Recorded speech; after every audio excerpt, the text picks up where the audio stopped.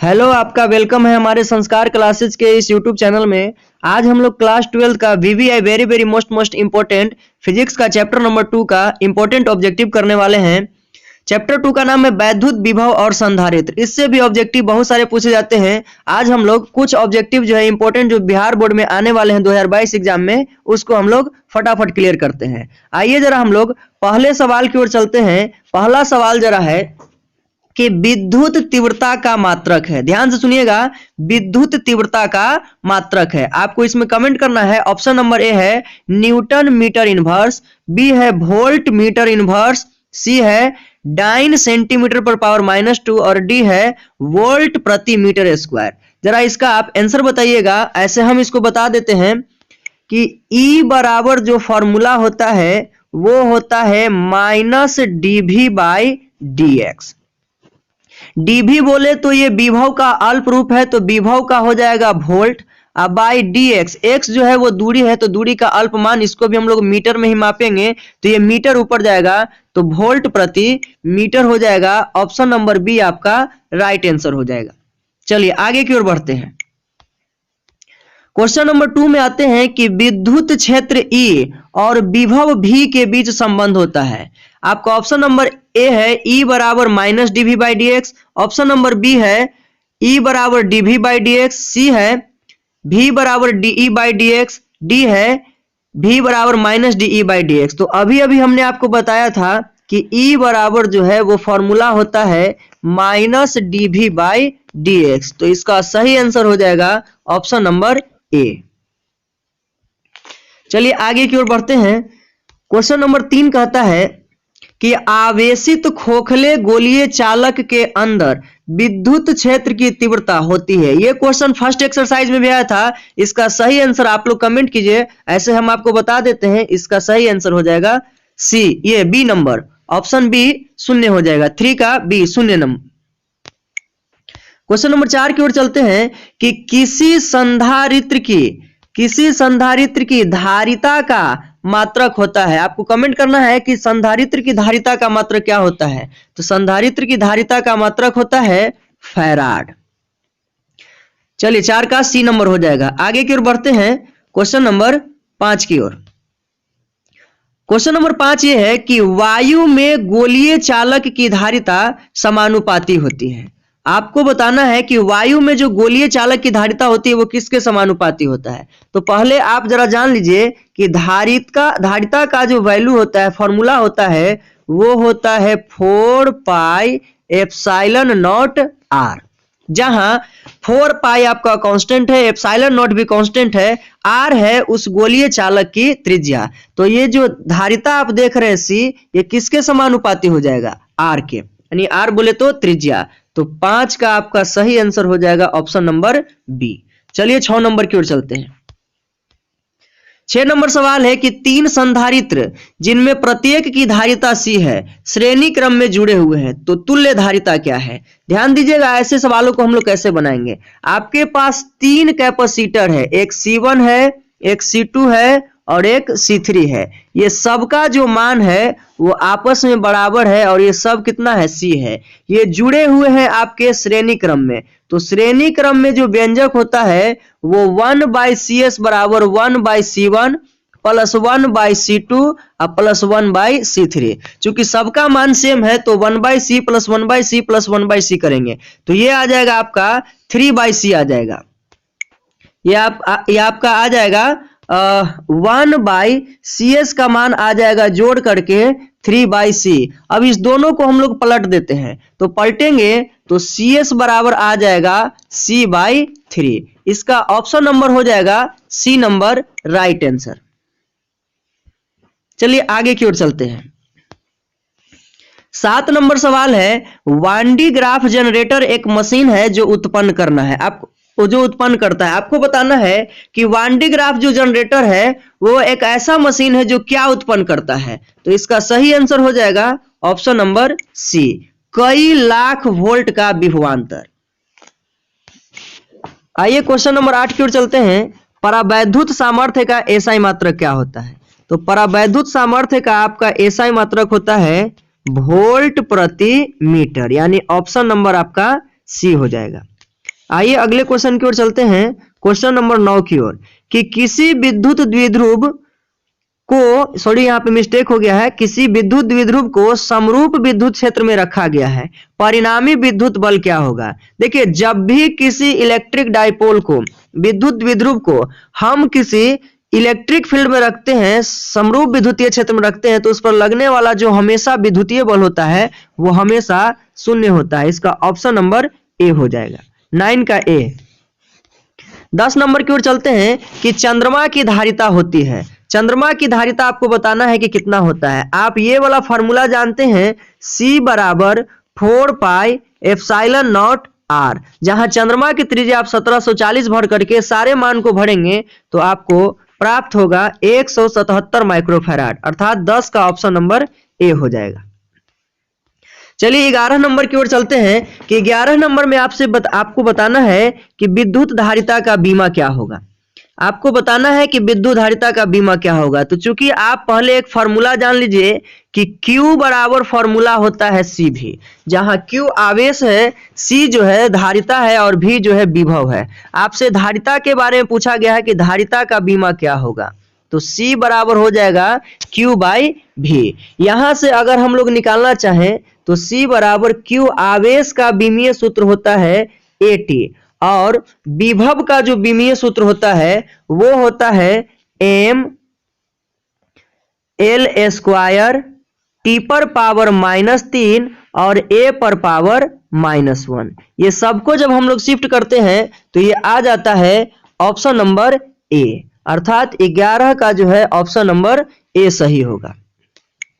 चलिए 12 नंबर की ओर चलते हैं, कि किसी संधारित्र पर आवेश के कारण स्थितिज ऊर्जा का व्यंजक क्या होता है। आपको बताना है कि संधारित्र पर जो है स्थितिज ऊर्जा का व्यंजक कितना होता है। तो स्थितिज ऊर्जा का व्यंजक होता है एनर्जी E बराबर half CV square, 1/2 CV square, अर्थात ऑप्शन नंबर इसका ए जो है सही हो जाएगा।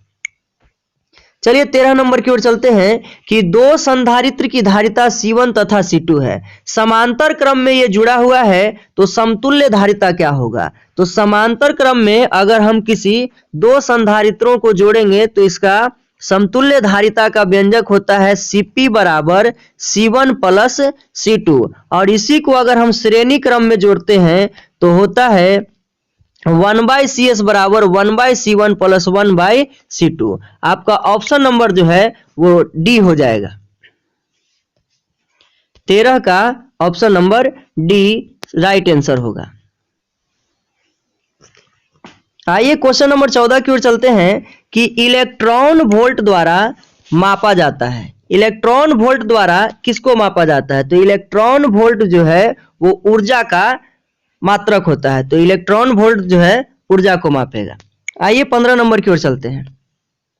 15 नंबर अच्छा सवाल है, 64 समरूप बूंदे जिनमें प्रत्येक की धारिता 5 माइक्रोफैराड है। ध्यान दीजिएगा, 64 जो है समरूप बूंद है, एक जैसा बूंद है, और प्रत्येक की जो धारिता है वो 5 माइक्रोफैराड है। ऐसे समझिए आप इसको कि हमारे पास छोटे छोटे जो है ऐसे 64 बूंद है, और सबकी जो धारिता है वो 5 माइक्रोफैराड है। इसका भी 5, इसका भी 5, इसका भी 5, इसी तरह से 64 को जो बूंद है वो सबका जो है धारिता 5-5 माइक्रोफैराड है। इन सब को मिला करके जो है एक बड़ा जो है बूंद बनाया जाता है। हमसे पूछ रहा है कि उस बड़े बूंद की धारिता क्या होगी। ध्यान दीजिएगा, ऐसे सवालों को हम लोग कैसे बनाते हैं। सबसे पहले आपको करना क्या होता है कि जितने भी बूंदों की संख्या दी हुई है उसका आप घनमूल निकाल लेंगे।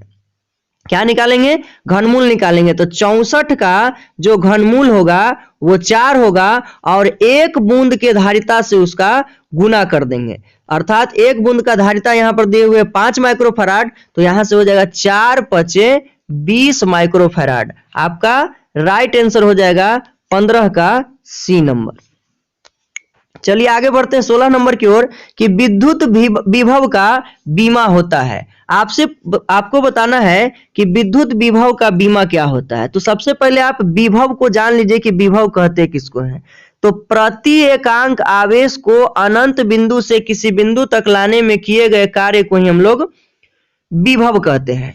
तो यहां से अगर विभव का हमको विमीय सूत्र निकालना है तो पहले कार्य का विमीय सूत्र लिख देंगे ml² t पर पावर -2 t पर पावर -2 अब बाई हो जाएगा आवेश का AT होता है, AT या फिर IT होता है। तो आप m को m रहने दें, l² को l² और t जो नीचे वाला है उसको ले जाएंगे तो t पर पावर -3 हो जाएगा और a पर पावर -1 हो जाएगा। इसका राइट आंसर हो जाएगा ऑप्शन नंबर ए। 17 नंबर की ओर चलते हैं कि यदि समरूप विद्युत क्षेत्र x अक्ष की दिशा में हो तो समविभवी तल किधर होगा। ऐसे सवालों के लिए सबसे पहले आप x, y और z तीन वैल्यू लिख लें। अब उसके बाद अगर इलेक्ट्रिक फील्ड का विद्युत क्षेत्र का दिशा x में होगा तो इसे बंद करने के बाद जो बचेगा वही आंसर होगा, अर्थात yz तल होगा। अगर y अक्ष की दिशा में होता तो इसका तल xz हो जाता है, z अक्ष की दिशा में होता तो इसका xy तल हो जाएगा। फिलहाल अभी मेरा जो आंसर होगा वो yz तल होगा। 17 का सी नंबर। चलिए आगे बढ़ते हैं 18 नंबर की ओर।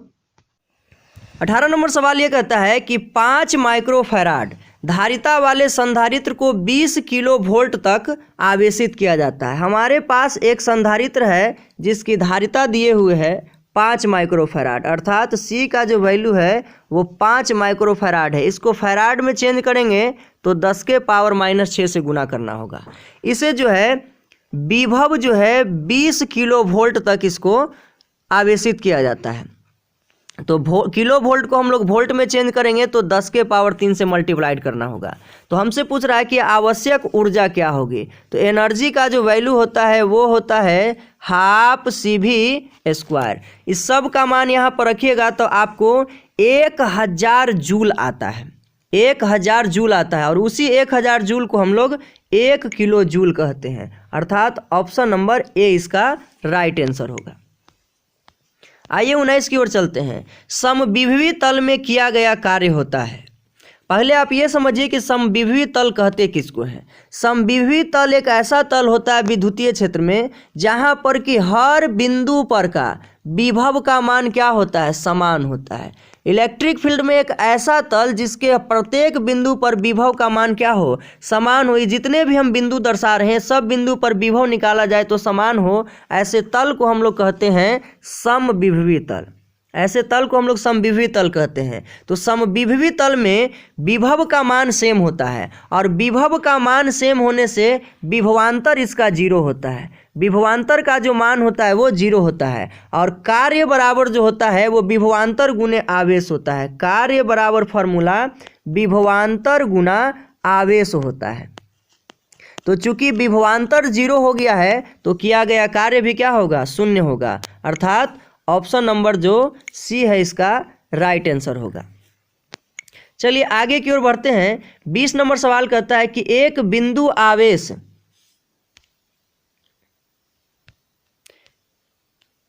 ध्यान दीजिए, 20 नंबर सवाल कहता है कि एक बिंदु आवेश Q से r दूरी पर विभव का मान क्या होता है। तो ध्यान दीजिएगा, विभव का जो मान होता है बिंदुवत आवेश के कारण वो होता है KQ/R। K का जब मान भरिएगा तो यही हो जाता है 1/4 pi epsilon not into Q/R। तो इसका राइट आंसर हो जाएगा 20 का ऑप्शन नंबर बी। 21 नंबर सवाल की ओर चलते हैं। 21 नंबर सवाल कहता है कि विद्युत विभव का मात्रक जो है वो वोल्ट है। विभव का मात्रक वोल्ट है और यह तुल्य होता है किसके। तो सबसे पहले विभव का फार्मूला जानिए। विभव का जो फार्मूला होता है वो होता है कार्य बटा में आवेश। कार्य बटा में आवेश। कार्य का एसआई मात्रक हो जाएगा जूल, आवेश का हो जाएगा कूलम। इसी जूल बटे कूलम को हम लोग बोलते हैं जूल प्रति कूलम या जूल कूलम इनवर्स। तो इसका ऑप्शन नंबर ए जो है राइट आंसर होगा। 22 नंबर सवाल की ओर चलते हैं कि एक परावैद्युत समांतर पट्टिका संधारित्र की प्लेटों के बीच डाल देने पर धारिता का मान क्या होता है। तो धारिता का जो मान होता है वो क्या हो जाता है, बढ़ जाता है। धारिता का मान क्या होता है, बढ़ता है। 22 का बी नंबर हो जाएगा। 23 नंबर की ओर चलते हैं कि विद्युत क्षेत्र में किसी द्विध्रुव को घुमाने में किया गया कार्य होता है। किसी विद्युतीय क्षेत्र में द्विध्रुव को घुमाने में जो किया गया कार्य होता है उसका व्यंजक होता है W बराबर PE into 1 minus cos theta.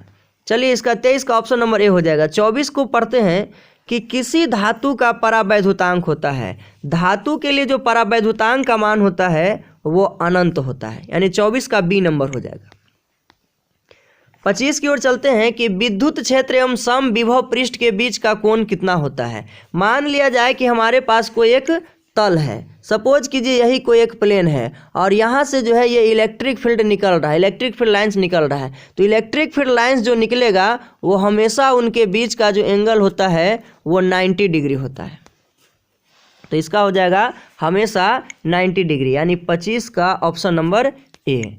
26 की ओर चलते हैं कि 10 सेंटीमीटर दूर स्थित 5 × 10⁻⁷ कूलम्ब आवेश के कारण किसी बिंदु पर विभव का मान होगा। विभव के लिए फॉर्मूला होता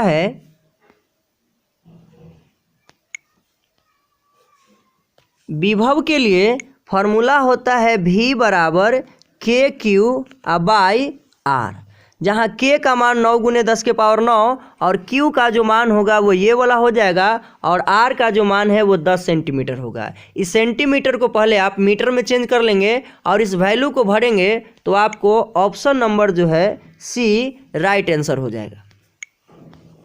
26 के बाद आते हैं हम लोग 27 में। निम्न में से कौन सा ध्रुवीय अणु का उदाहरण है। तो ध्रुवीय अणु का जो उदाहरण है वो आपका HCl है, तो 27 का डी हो जाएगा। 28 नंबर कहता है कि यदि दो सुचालक गोले अलग अलग आवेशित करने के बाद जोड़ दिए जाएं तो दोनों का ऊर्जा संरक्षित होगा या फिर इसका आवेश संरक्षित होगा या फिर ऊर्जा और आवेश दोनों संरक्षित होगा या इनमें से कोई नहीं होगा। तो इसका राइट आंसर हो जाएगा ऑप्शन नंबर बी, दोनों का आवेश संरक्षित होगा।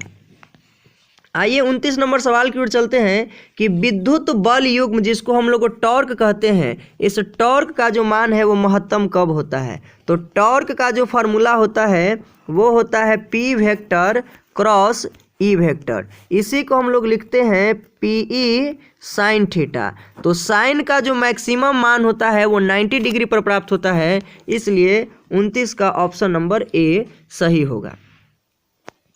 चलिए 30 नंबर की ओर चलते हैं। 30 नंबर सवाल कहता है कि 4 संधारित्रों में प्रत्येक की धारिता 2 माइक्रोफैराड है। हमारे पास 4 संधारित्र हैं, C1, C2, C3 और C4। इन सब का जो मान है वो आपस में बराबर है और ये बराबर है आपका 2 माइक्रोफैराड के।